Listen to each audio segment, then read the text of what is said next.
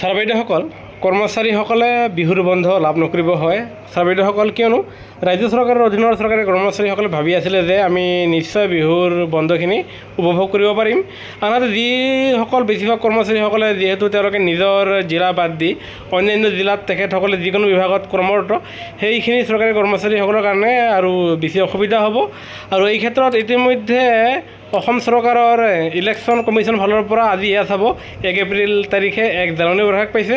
আৰু এই জাননীৰ ভিত্তিত আপোনাৰ ৰাজ্য চৰকাৰৰ অধীনৰ ডিষ্ট্ৰিক্ট কমিশ্যনাৰসকলে তেখেতসকলে আপোনাৰ ছুটি ল'ব নোৱাৰিব।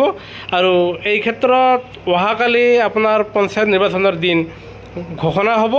আৰু যাৰ ফলত ৰাজ্য চৰকাৰৰ অধীনৰ যিমান কৰ্মচাৰী আছে সেই কৰ্মচাৰীসকলে তেখেতসকলে ছুটি ল'ব নোৱাৰিব, নাইবা ছুটি লৈ নিজৰ ঘৰত যাব নোৱাৰিব।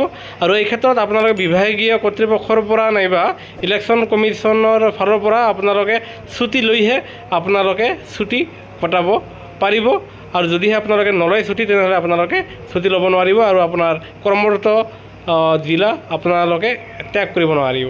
সেয়েহে চৰকাৰী কৰ্মচাৰীৰ প্ৰতিটো শেহতীয়া খবৰৰ বাবে আপোনালোকে আমাৰ চেনেলটো নিশ্চয় লাইক এটা দি ভিডিঅ'টো শ্বেয়াৰ আৰু ছাবস্ক্ৰাইব কৰিব নাপাহৰিব। ধন্যবাদ।